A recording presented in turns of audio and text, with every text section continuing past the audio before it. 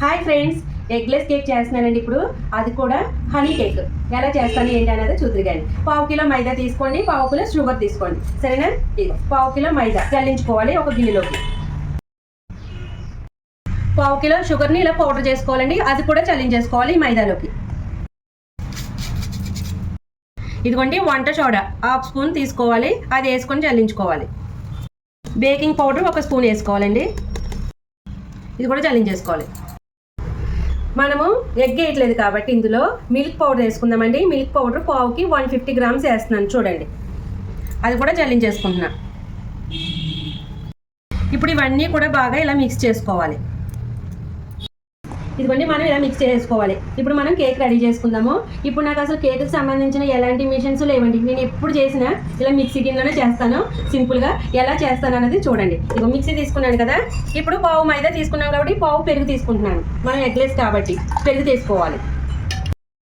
ఇదిగోండి 1/2 litre oil వేస్తున్నాను. మీరు దీని బదులు నెయ్యి వేసుకోవాలంటే నెయ్యి వేసుకోవచ్చు. నేను ఆయిల్ వేస్తున్నాను, సన్ఫ్లవర్ ఆయిల్. ఇదిగోండి మనం వెనిలా ఎసెన్స్ వేసుకుందాం, ఒక 2 స్పూన్ల దాకా వేసుకోండి. ఇప్పుడు మనం దీన్ని మిక్సీ పట్టుకుందాం.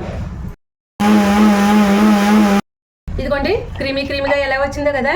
ఇప్పుడు ఇందులో మనం ఈ పిండిని కొంచెంగా ముందు ఒక హాఫ్ వేసుకోండి, మిక్సీ పట్టండి, తర్వాత హాఫ్ వేసుకుందాం. ఇదిగోండి మనం సగం వేసి పిండిని ఆడాం కదా, మిగతా సగం కూడా వేసేసుకుందాం. ఇప్పుడు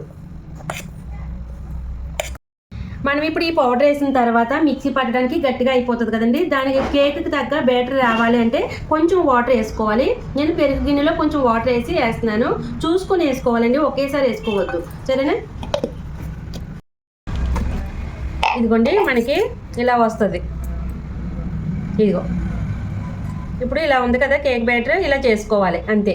మనం స్పూన్తో ఇలా అంటే ఇలా పడుతుంది కదా, మనకి ఇప్పుడు కేక్ బ్యాటర్ అనేది రెడీ అయిపోయింది. ఇదిగోండి మనం కేక్ గిన్నెలో ఇలాగా పలక దాంట్లో వేస్తున్నాను. నేను కింద బటర్ పేపర్ పెట్టాను, ఇలా సైడ్లు కూడా పెట్టాను. ఇప్పుడు ఈ బ్యాటర్ని ఇందులో వేసేసుకుంటున్నాను.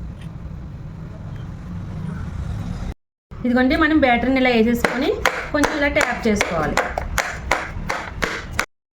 ఇదిగోండి మనం ఇలా ట్యాప్ చేసుకోవాలి. ఇప్పుడు నేను ఏం చేశానంటే సగం ఉంచేసుకున్నాను బ్యాటర్ని. ఇది వేరే కేక్ రెడీ చేస్తాను, అది కూడా చూపిస్తాను మీకు. ఇక్కడ మనం ఒక పాత కుక్కర్ని తీసుకొని చక్కగా అందులో స్టాండ్ పెట్టాను చూడండి. అప్పుడే పెట్టి 5 నిమిషాలు అవుతుంది, హీట్ ఎక్కించాను ఫుల్ మంట మీద. ఇప్పుడు ఇందులో దీన్ని అలా పెట్టేసుకోవాలి. దీనికి రబ్బరు అలాంటిది ఏమి ఉండకూడదు మనకి, ఎందుకంటే ఒక అరగంట 30 గంట దాకా కూడా ఇది కేక్ అవడానికి పడుతుంది. ఆ రబ్బర్ ఉందంటే కరిగిపోవడం అలాంటివి జరుగుతాయి. మనకి రబ్బర్ పెట్టకూడదు, కుక్కర్ రబ్బరు. సరేనా? ఇది ఓన్లీ లాగా మూత పెట్టుకోవాలి అంతే. మనం ఇప్పుడు మీడియంలో పెట్టుకొని కేక్ని బేక్ చేసుకుందాం.